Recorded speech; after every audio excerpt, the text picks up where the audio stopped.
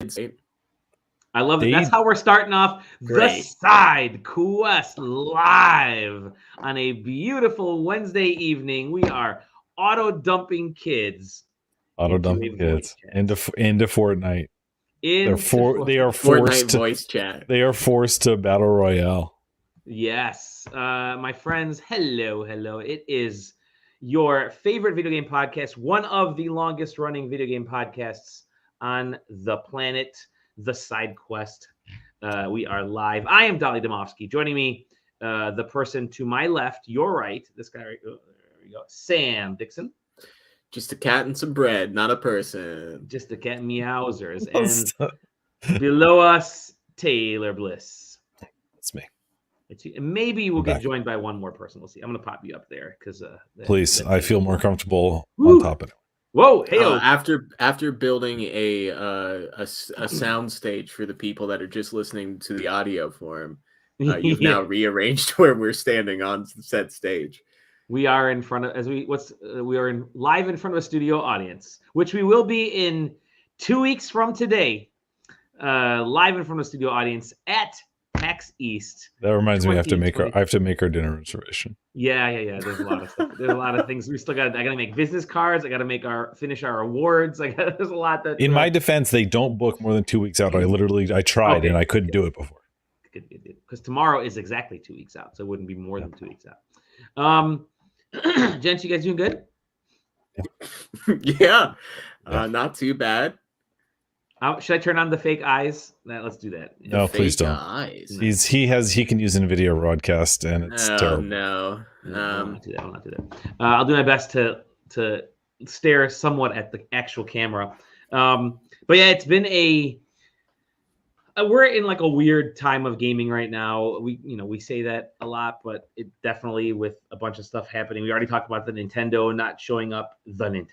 Nintendo not showing up at Nintendo not showing up at E3. That was last week's story.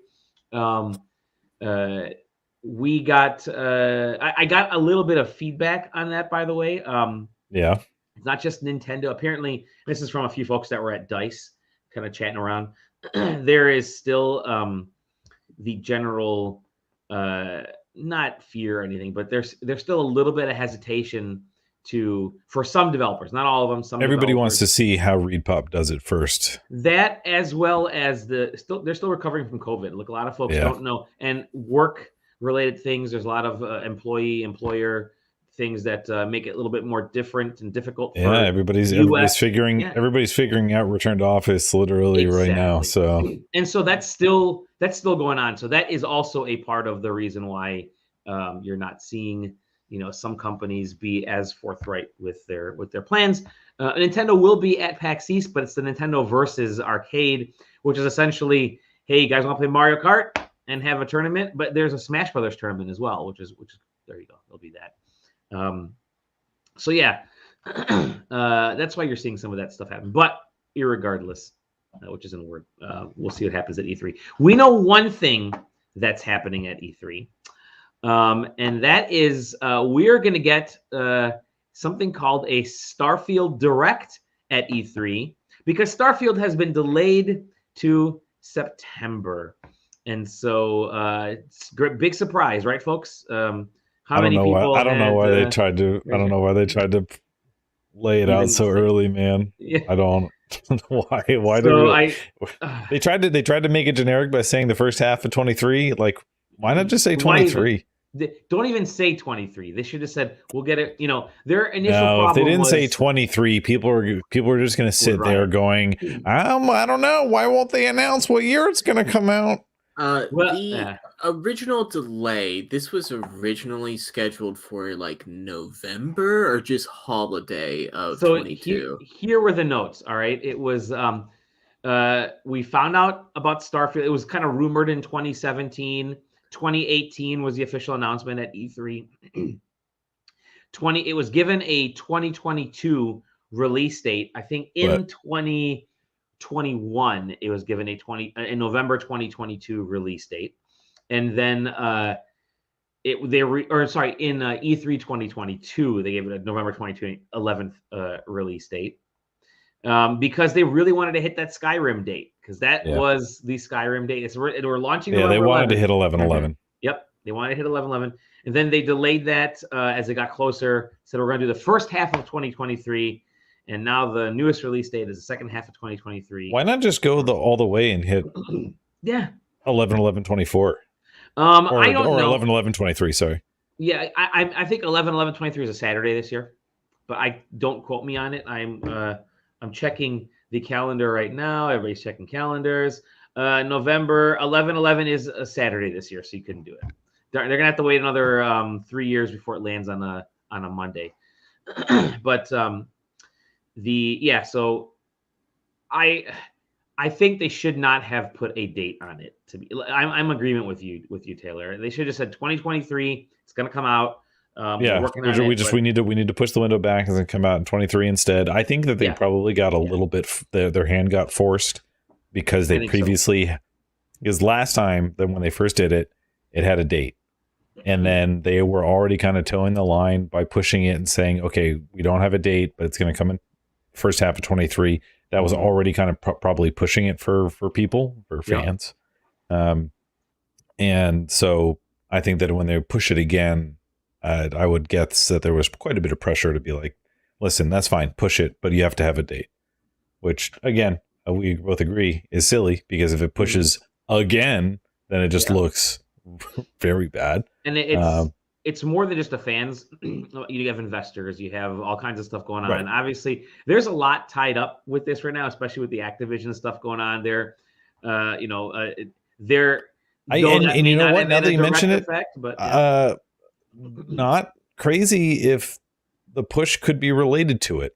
Maybe, stuff is really heating up. Is it? Yeah, I mean, and we'll probably talk about that. Hopefully not reiterate all of the points that we've made over the past 8 months. But yeah, I mean, it's not a crazy thought that they would push it so that it's not incredibly scrutinized by legislators of look at the incredibly damning effects of having this once third-party agnostic publisher no longer deliver sales to our console. Right. Because God knows that both Sony and Microsoft are playing as much of a dramatic hand as they can right now in regards to every single little bit. So it's not crazy to think that it could have had an impact on them. It may have. And I mean, June is incredibly packed. We already know there's Final Fantasy 16 is June. We have what is it?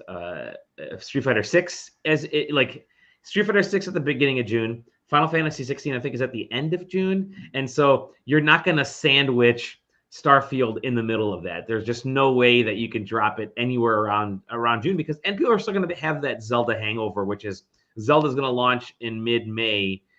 Folks are still going to be playing that. So that one's going to have a tail at least a month. I mean, it's going to be similar to how Elden Ring dragged for 60 days, almost 90. So I mean, it could drag so long where it could impact Final Fantasy 16.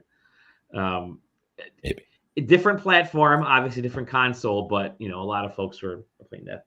There's a little bit of overlap between those two. But yeah, so I think it's a good idea to move it. How confident are we that it's going to stay September? You had a good number there, Taylor, in the Discord. 65-35, baby. Let's go. 65-35. I don't know. I mean, they just gotta go all the way to November, unless they have something else coming out in the second half of the year, which we may find out at the Xbox showcase, which is dated for June 11th. We found that out because they said, "Oh, join us for the Starfield Direct," following the Xbox Games showcase on Sunday, June 11th. So we already knew it was going to happen, right? They already said they're going to have a big showcase, which they've done every year in June. It's always been that Sunday before E3, and we don't, whatever E3 is this year, I guess. But what I found interesting is they're calling it the Xbox Games Showcase. There's no Bethesda in that name, because Starfield is the Bethesda game this year. I mean, yeah, you're gonna have Redfall. I don't think they're ready to talk about anything else. There's not gonna be Indiana Jones talk because Indiana Jones the movie comes out like a few weeks after that. I think it's like sometime in end of June or beginning of July or something. So they're not gonna talk about the game, and we don't know if there's what else they're working on within Bethesda, and it's probably too early to talk about any of that kind of stuff. So I think it's been probably all hands on deck on Redfall and Indy and this. So it's going to focus on Xbox games. Maybe, what do you think? Maybe we'll get some Fable. Do you think we'll get any talk of Fable? I don't even know if that game actually exists outside of them mentioning it. But what else was there? There was that the Obsidian guys had their game as well. If whatchamacallit, Forza is not out by then. No, Forza's going to be October. We already know it's going to be October. That's why Forza, they actually put a nebulous 2023 date on that sucker. Oh, I thought they mentioned that it was supposed to be first half 2023. They did in their initial PR for that developer direct that they had a few weeks ago. They said, we're going to showcase games. We're going to focus on games that are coming at the first half of the year. And then they said, but also that means that Forza is actually just 2023, not first half of the year. There's no spot for Forza, I don't think, between now and June. So I'd pick Forza in October. That'll probably be a big showcase event. But what if it's Gears soft launch of June? Yeah, there you go. I mean, technically, have we seen? We heard like 2 years ago that Rare game, like Everwind or whatever. Oh yeah, they were working on Everwild. Yeah, you know, God knows what happened to that. Also, what about the gosh, and I don't remember anybody's names. The guys that developed Fallout New Vegas, they're working on an RPG with Microsoft, aren't they? Yeah. Yes. I think it starts with the C. Well, that's what I was trying to. I don't know. I'm trying to find the A, but maybe? I can Google it. Yeah. I'm incredible at that. It was. Wait, but wasn't New Vegas Obsidian? Obsidian, that's what I meant. Yeah. So State of Decay 3. Oh yeah, that's still Everwild. There, huh? Let's see what else. Ori, there's a new Outer Worlds 2, right? Yeah, I was gonna say I would imagine that Obsidian's mostly working on Outer Worlds 2. Yeah. Yep. But you're probably thinking, you're thinking of Avowed, Sam. What it is. Mm-hmm. Yeah, Avowed was the game I was talking about. Senua's Saga, Hellblade 2 hasn't released yet, so maybe that'll be a part of. Yeah, I've seen murmurings of it possibly hitting 23. I don't. Okay. There's no shot.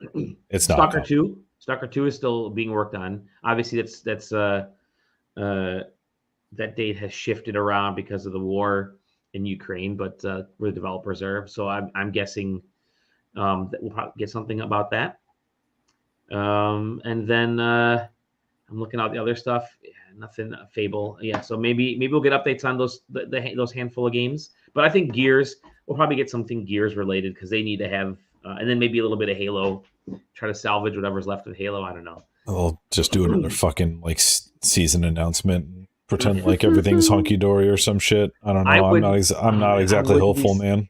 I wouldn't be surprised if that is like on a pre-stream. It's like, oh, hey, before we talk about all the cool E3, all the big announcements, here's what's happening with Halo, which would just, it sucks that you're sort of relegating Halo to that B tier, but it's just Halo is a fucking mess right now. It's a mess. But that's the date we have, June 11th, showcase. Don't know if it's going to be in person though. That's they haven't noted. They said they're going to have a presence in the area, so I'm guessing they'll probably do something in person at the at their Microsoft Theater or whatever that's called over there. So maybe I'm not sure. Let's see. Speaking of Microsoft, there has been a little bit of fun news with the Activision stuff, which was just all over the place. We were posting about it in the Discord. Let me move this out of the way because I keep hitting it. So much back and forth. It's so back and forth. Taylor, do you want to kind of cover just some quick tidbits about that? Because there's plenty. I don't have them up in front of me, so fill time while I pull them up. Yeah, sure. So, part of the issue is, and I'll start with this one because I did have this one out, right? So we knew that there was a big meeting behind closed doors a little while back, and with all the heads of state of all these companies and the EU and all that, and apparently our good friend Jim Ryan, PlayStation's chief, this is just the most recent, man. It's so good. Because the big push was Call of Duty.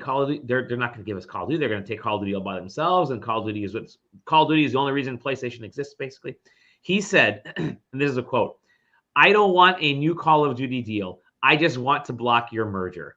That's it. That's all. He just does not want this merger to happen. And that was that February 21st meeting a couple weeks back, which is just bonkers. To think that listen, it's taken too long for the closed door comments to make it out, man. It's about goddamn time. It's about time. And like Jim Ryan, man, come on, dude, come on, dog. Bro.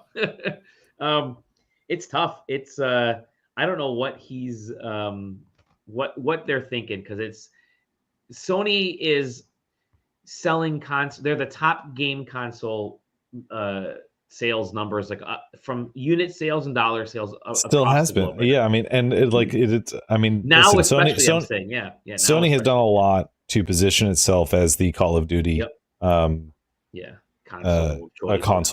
and that was because Xbox had Halo, because it had Gears, and because Killzone did not do very well on PlayStation by comparison. They made strategic moves to become the main player of Call of Duty, and it worked. Yep. If you ever wonder why they offer deals for pre-order bonuses and tiered shit like that this is the reason why. But by the same token, with Microsoft moving in, the idea that Microsoft is gonna be like, yeah, we're just gonna give up how many fucking $1 billion just like out of spite. I don't know. It's bonkers to me. It's crazy. It's absolutely, it's insanity. But then again, if it sells that much and you take it away, how many Xboxes can you sell? The answer is not enough to make up that whole money. Right. But it's, I don't know. The conversation on both sides is like losing forest for the trees conversation to me. It's just like, we're just all gonna, all right, I'm gonna be over here pretending like the only thing I see is a 10-year outlook. You can be over there pretending like the only thing that exists is the next 4 months, and we'll pretend like we're talking about the same thing all the time. Right. And that's basically the conversation they're having. But the other stuff that happened, which was almost as crazy as this one, which is Sony making a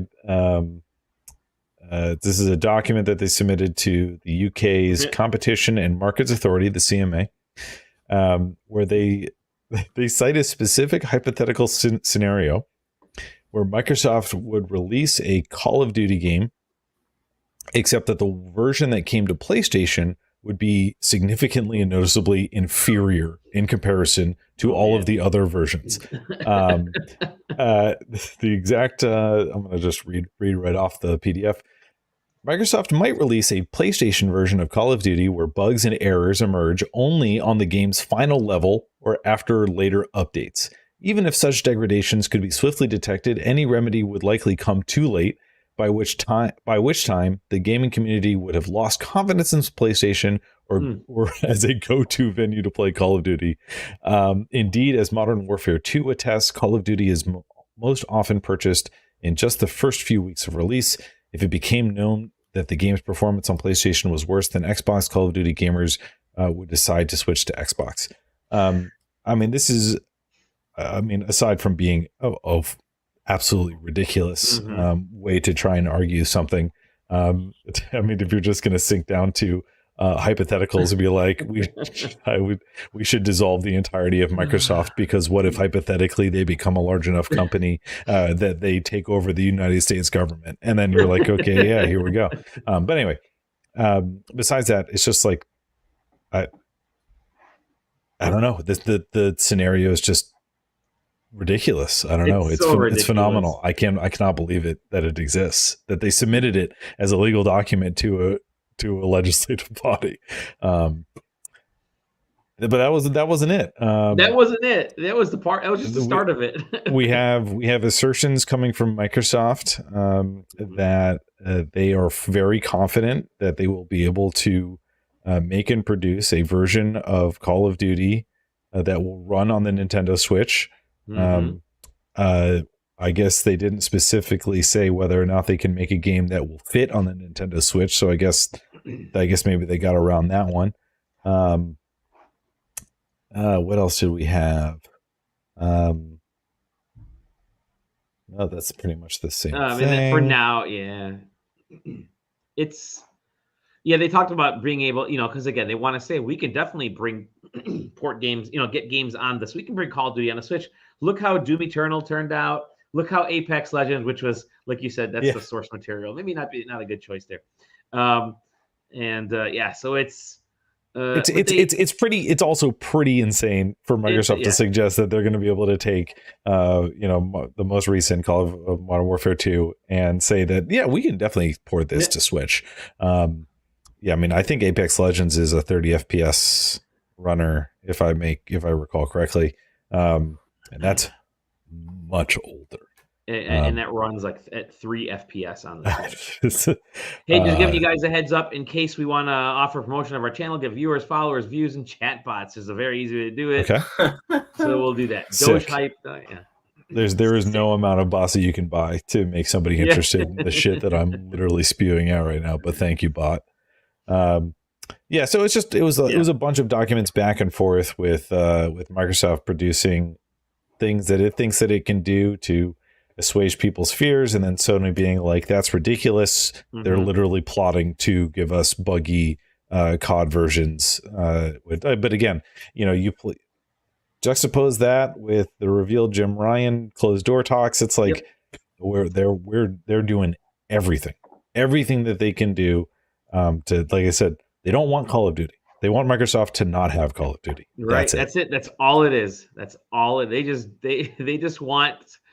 They want their opponent to have a bad time instead of them getting better and doing better things. They just want the other person to be, which is just like, man, it's and who knows, recent earnings call on Sony says that they have $5 billion. Stop it, Dally. $5 billion left over the next year or two. To spend on mergers and acquisitions. That's the entirety of Sony, so I doubt that all of it is going to go to PlayStation. Sony's making cars, by the way. They got a big car thing, so they're looking at purchasing. They got a lot of. They got their fingers on a lot of pots. So I'm sure that if it was Jim Ryan's choice, he would get all of the money, and he's going to buy Activision Blizzard instead. $5 billion is a far cry from the $70 billion that Activision Blizzard is. But he'd make it work. He'd make it work. Jim Ryan and Bobby Kotick, I think, are the same person. They're just they have similar hairstyles, similar builds, similar demeanors. You just don't like. Yeah, it's very interesting. Ever since it was like a week ago, where the talk started to kind of drift over to that the UK or that the EU was going to likely approve the merger, and things have really kind of fucking stepped up since then. So it's gonna be a fun few weeks because they wanted to get that deal done by June. That was their initial attempt, and so these next 3-4 weeks are just gonna be potentially. We're gonna be crushed time, dude. Fucking imagine it's not done. If it's still being talked about in legislative bodies during E3, it's just gonna be wild. Oh, geez. I wonder if they would probably talk. They would probably say something during E3. I could see a slight little jab in there. Oh yeah, there's going to be undertones for sure. Let's get on a last couple little bits, quick little bits of news. There are a bunch. There do be a bunch of live streams over the next few days, and there already have been a couple of which is strangely busy from that standpoint. Very busy week. On March 6th, a couple days ago, we had the Paradox Interactive announcement show. They showed what was it? Whatever. They announced some cool games of that. Yesterday had the Playdate update, which they announced a $20 bump to the Playdate, as well as an on-system shop, which is actually pretty good because I didn't love. It needs that. It needs it because the Playdate break those barriers. The Playdate initially, remember, was just going to be a fun little handheld that came with seasons, and that was it. You buy those, and that's it. And they said, okay, we'll let people kind of sideload stuff on there. Folks wanted more out of it, and so yeah, they decided let's put a store in there, which is again the right thing to do. But the Playdate could potentially become a really cool retro-ish little console. I love my thing. I mean. I play it once in a long while. It's definitely not in the use, but I love the design. I love the feel of it, and it's great for those types of cell phone games from the early 2000s. I think fit perfectly on the Playdate. And then tomorrow, the 9th, we have Level 5 Vision, Nacon Connect, the Capcom Spotlight. So they're going to see some stuff there, and they got the Mario movie Direct. And then on Friday, there's a whole other direct a show as well. So there's a bunch of stuff still happening this week, not E3. And then we got in 2 weeks, we're going to have PAX East, which there's like 3 or 4 live streams happening during PAX East, including our amazing panel. Speaking of PAX East, we've already told you that we're going to be there. We've already told you that we're going to have an awesome panel on that Thursday from 5:30 to 6:30. What you may want to do, though, is join us after that panel as we waddle on over to Howl at the Moon for our completely AI-generated party, PAX GPT. You guys heard of Chat GPT? Can we? Is it too soon to start calling it the annual SideQuesting? No, it's not. It's the second 2 years in a row. Yeah, it's the second annual. Or I guess it's the first. It's the second annual completely random drawing Howl at the Moon PAX party. That's the best part is so the way Howl at the Moon works is you send them your name and they say, you want to throw a party? Fine. We'll let you throw a party. And all it is you can get 50 plus of your friends in here, and we'll give you guys free apps, but expect you guys to buy your own drinks. Yeah, it's just kind of giving you a meeting place to hang out, listen to music, and enjoy the environment. Last year was a blast. The band was great last year. Bunch of folks showed up. Like I think we had 70, 80, maybe even more than that last year. This year, so last year I put 75 tickets available in the Eventbrite, and all of them were sold because it's free. This year I'm like, well, I better put more. I put 150 tickets on there. And within the first 2 hours, we were already up to 65 or 70. I'm like, oh crap. Let me bump this up to 250. We surely won't hit 250. Friends, we're already up to 175 registrations for our Chat GPT party. Don't choke. Don't spit out that water, Taylor, near your computer. Almost lost it. It's going to be a fun time. Join us from 7 o'clock. Doors open at 6. You can actually get there and start partying, but you don't want to miss our panel from 7 to 11, and then you get free appetizers until 10 o'clock, which is great. So, and trust me, these are good. There was awesome mac and cheese bites or little sausages, all that kind of stuff there. So that was good. Drinks are giant size drinks because people in Boston know how to drink. JJ was having a great time last year. And for those folks that want to stick around and party a little bit later, your PAX GPT, your wristband will actually get you into Down, which is their lower level nightclub, their late night nightclub, for free entry. So that is something that you'll want to check out. So again, 7 to 11, PAX GPT at Howl at the Moon. Join us. It shall be a wonderful, wonderful time. Just show up there and say PAX East. Just tell them PAX East, and you get in for free. That's it. That's all you have to do. You don't need to register because none of us are registering. Just show up there and say PAX East, and that's it. That's all you need. But that'll be a fun time. I'm looking forward to that. the less work that we have to do, the better when planning anything. We just point people in directions like, hey, go over there. A bunch of us will be there and we're all going to drink. So good times. Let's get into some of the games we've been playing, which may be on a little bit of a shorter side, because I will jump in really quickly into what I've been playing. Taylor, are you going to talk about that thing that you were my review title? Yes. Let me get the video ready for that. Please. So I have been I am on the final battle in Fire Emblem Three Houses. So that is going to happen either tonight or tomorrow, depending on how I'm feeling this evening. I still got a little bit of work to do for work if this podcast doesn't take too long. I've been so hot and cold with Fire Emblem Three Houses. I've been cold because it's missing that rock, paper, scissors that I loved in the previous Fire Emblem games. But I have loved the plot, the character, the development of the story is so well done in this game. Like, there is actual meaningful plot in this. That's just fantastic. Game of Thrones level intrigue on a lot of this kind of stuff. So I'm back on the positive upswing, and I think we'll see how it goes. How it goes at the end here with this last battle. But gonna finish that in the next either today or tomorrow. I am through chapter 7 of Last of Us, the first one. Okay. And my goal is to my goal was initially to complete it before the finale on Sunday. All right, I'm gonna do it. I'm gonna go through all 12 chapters. I think there's like 14 hours in the game is all it is. Chapter 7, so I'm buzzing along pretty quickly.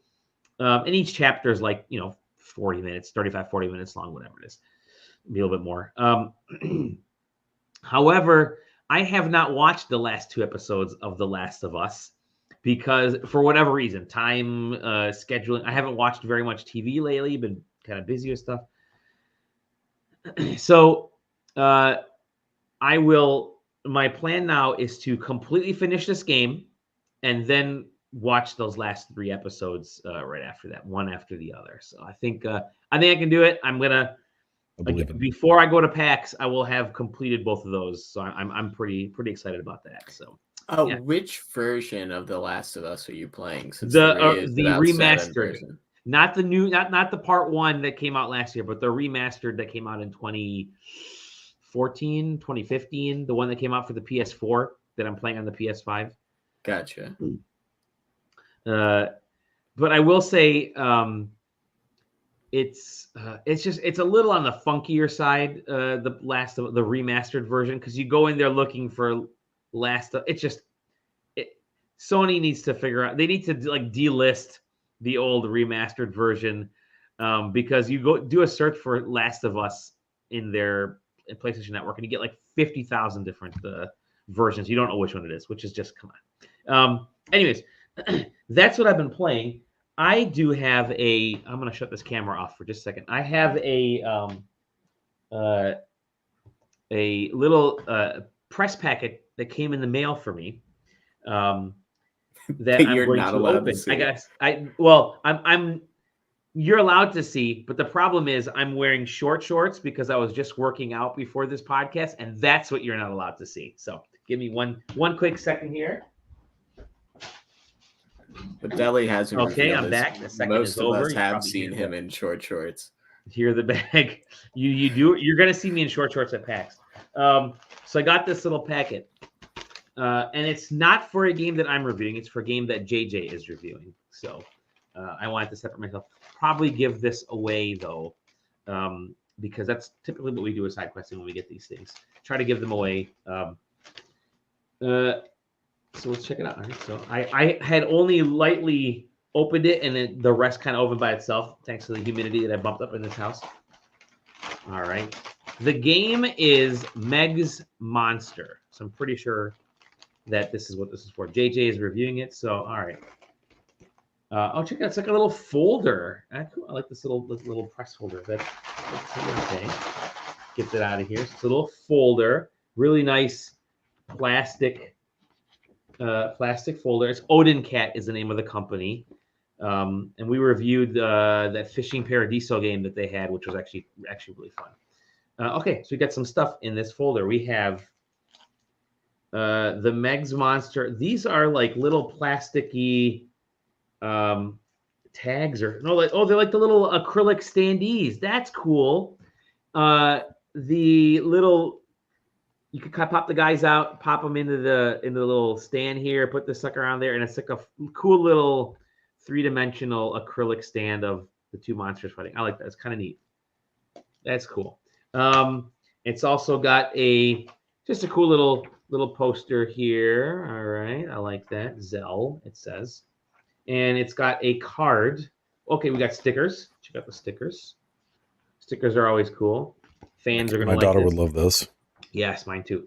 Meg's Monster. Here's a postcard. And it says, thank you so much for your support. We hope you'll be able to enjoy Meg's Monster very soon. Enjoy these items and please tag Odin Cat Games on Twitter, which we will do when I publish this video. But yeah, cool. Thank you, Odin Cat Games. We'll give this to a lucky fan. I don't know. Maybe we'll take it to PAX. I'll give it away there. That'd be kind of fun.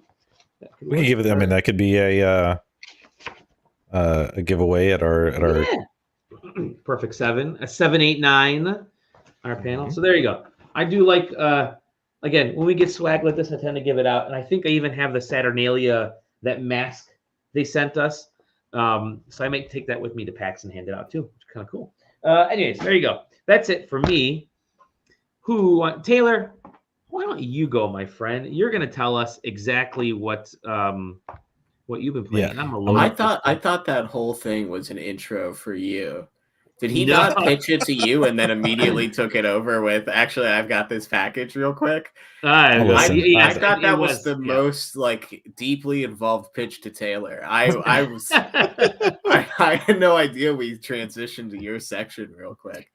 Okay, let me. Yeah, this is all a big lead up so that I can tell you about how I've put in 20 hours into Soul Hackers 2 the last 2 weeks. I am going to start with Soul Hackers 2 before I get into my. Okay, yeah, go ahead. I've got. But yeah, no. So I've been put more time into Soul Hackers 2.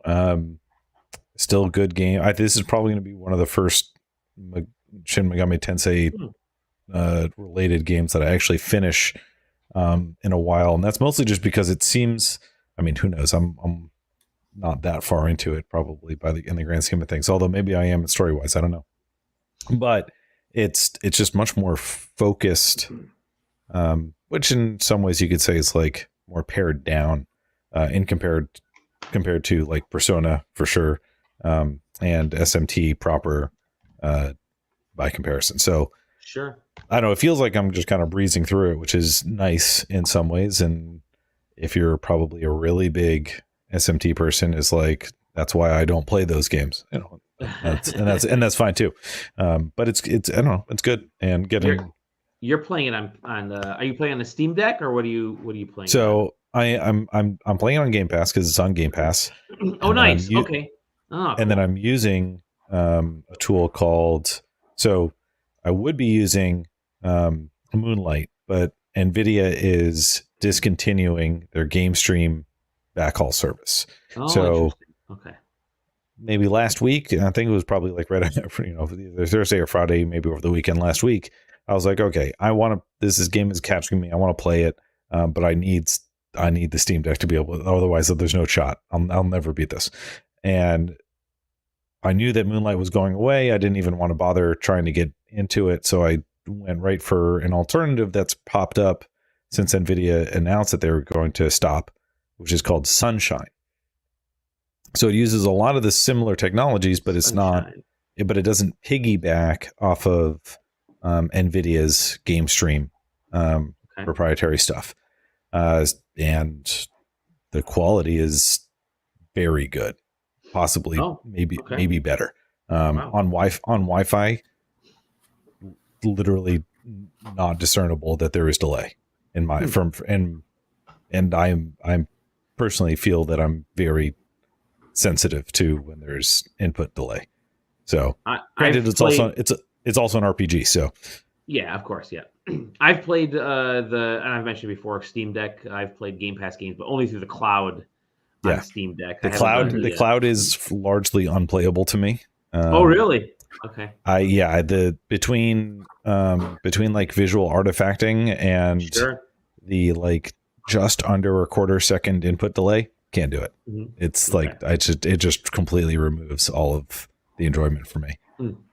But yeah, Sunshine. I mean, especially if I'm at home, flawless, 100%. So it solves all that problem for me. And so yeah, I've been putting a bunch of time in it. But that was only after I put in quite a number of significantly more hours into the new Dead Cells expansion, DLC, however you want to call it, Return to Castlevania. So this is key provided by Motion Twin, Evil Empire, the devs, and so it's out 2 days ago. Yeah, it was out it released on Monday, Monday the 6th. $10. Has 5 new Dead Cells. So Dead Cells broken up into biomes for the people who have not played it. Basically, like each biome is like a mini map, Castlevania style or Metroidvania style. But this is a very interesting DLC because the devs, Motion Twin, has been they've talked about Symphony of the Night being a major influence of theirs for a long time. You got a Reddit AMA from over 2 years ago talking about how they acknowledge Symphony of the Night being such an important influence on the game that they made. And that was before they got to pen this deal. Sure. And yeah, it just has a lot of heart. I mean, it speaks to the core of hearts. Yeah, hearts. It speaks to the true nature of what the game was, what it was designed to be, and what they wanted to make probably from the outset. And it's very good. I mean, put it this way: if you're a Dead Cells fan, and you should be. I mean, in my opinion, you should be. I mean, between it and Hades, I mean, they to me define what action roguelites are. I mean, probably you can say roguelikes at all. Period. They are the epitome of what those games are, in my opinion. But yeah, I mean, it's a lot of fun. It's the challenge is good. I'm not exactly an expert. I play on like Boss Cell 2 for people that know how Dead Cells difficulties work, but it took me a bit to get through it and to kind of kill everything. There's 2 new bosses. I forget how many new weapons. I don't have. Oh, there we go. We just showed 14, I believe. 14 new weapons. I don't have. I have like 10 out of the 14. Wow. The hardest part for me actually was the fact that you load up and you go. I mean, you go to Dracula's castle, obviously, as we can see in this video here. In the main mode, you can't break the candelabras, but there is a mode where you can. And so the first time I went into and I got to the Dracula's castle, I was like, I just sitting there and trying to break all of them, and I couldn't do it. And that was frustrating. But there is actually a Richter mode. But there is a Richter mode. You can. So obviously, Dead Cells has kind of developed itself with all the skins that it has, and there are skins for Richter, Alucard, Maria, and all that good stuff. But there is also specifically a Richter mode where you actually play as Richter with a whip. And it is funny because it's pretty far along in your run. It's like the second to last room before you get to the final boss. So this is like, if an average run is 45 minutes, you've just played the game for 40 minutes. Sure. And you're like, okay, now go play Richter mode. Except the difference is that Richter mode is slow as shit. Oh, really? And, Dead Cells is a pretty fast game. And so you just, all of a sudden you go into Richter mode and you're like, I'm like walking through mud over here, man. but yeah, I mean, then the other thing is the music. So the music is largely covers of the original Symphony of the Night soundtrack. So it's it's those songs, but just reimagined by Motion Twins, or I guess Evil. I'm not sure how they reference themselves, but if it's Evil Empire or Motion Twin. But their same composer came back, and he's doing he reimagined all those tracks for this expansion. So a lot of love went into it. But I think when it comes down to it, like if you already like and own Dead Cells, you should probably get this. It speaks to the core of what the game is. If you don't have Dead Cells, good news, they make a pack where it comes with this DLC, and you should probably buy that instead. It's amazing how much they've done with it, how every piece of collaborative weapon, skin, etc., just kind of fits into it. I mean, the amount of things that they've collaborated with to get in here. You've got Hollow Knight, Hotline Miami, or the other ones, Guacamelee, like shit that doesn't really necessarily have a direct, like how do you place Guacamelee into Dead Cells, but it's there and it's fine. Like it doesn't feel weird for it to be there, and that's just the kind of game it is. And this expansion is very good. Excellent. Yeah, I love Dead Cells. I remember playing it at I think it was at PAX East. Yeah, a few years back. It was a big PAX East one. It was right before the pandemic. It was a big one. Yeah. Excellent. What are you playing, Sam?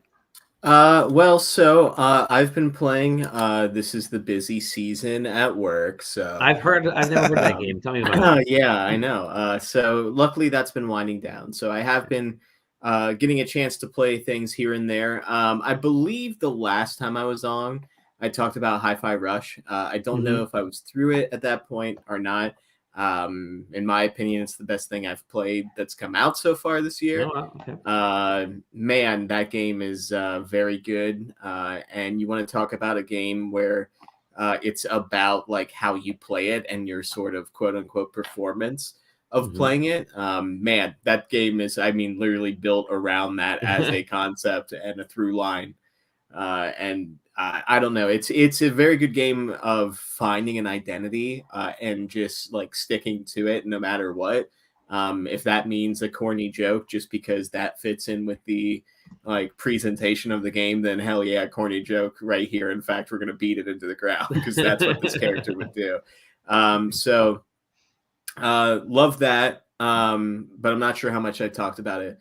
The one thing I do want to talk about that I have had a chance to sort of play a lot of is the demo to Yellow Taxi Goes Vroom. Which is just a wonderful name. Yes. So Yellow Taxi Goes Vroom was a game that got announced and then had a demo go up in one of the last two-ish Steam like Next Fest. I feel like we get one of those like once a month at this point. So one of the ones that have happened so far this year, the demo is available and is still available now, I believe, if you want to go try it. But I'm always clamoring for like adventure games that are like driving based, if that makes sense. So Diddy Kong Racing really did a number to my head of like wanting an overworld and wanting to go adventure and discover the sort of like same type of things as you might in a collectathon or adventure game of that N64 era, but in a vehicle.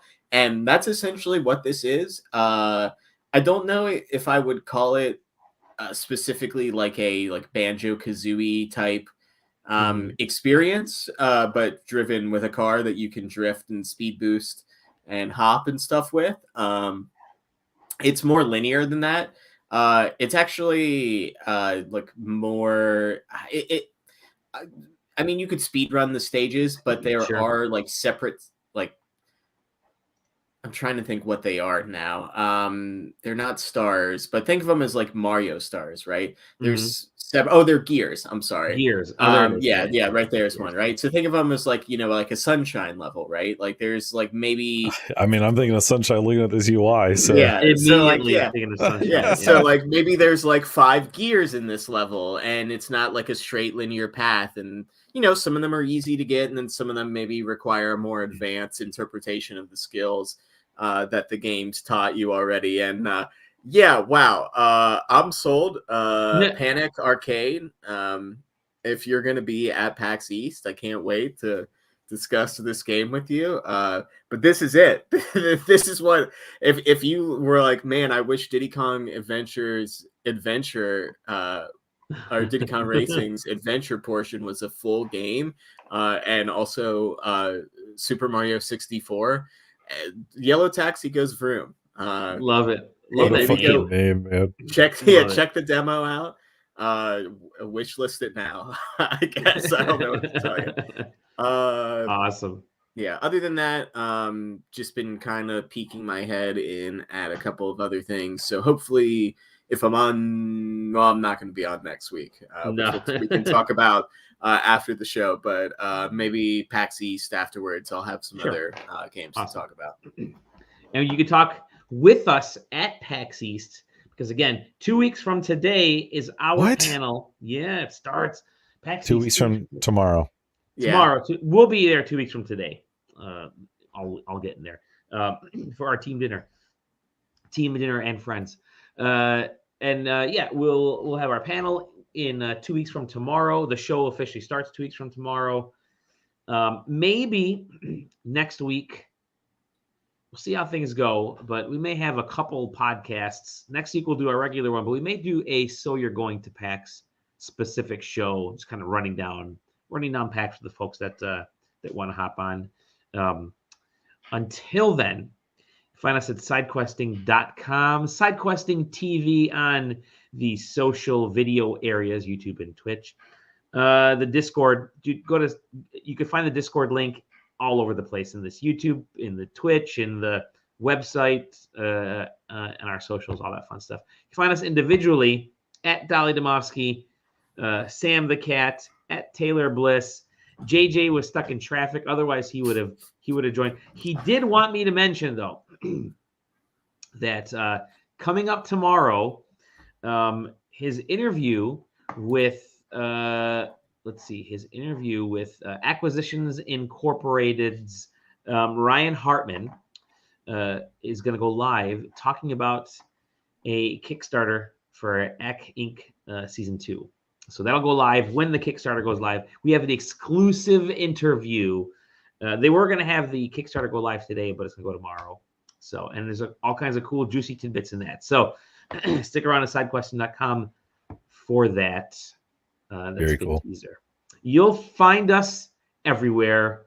We'll see you on the next episode of The Side Quest.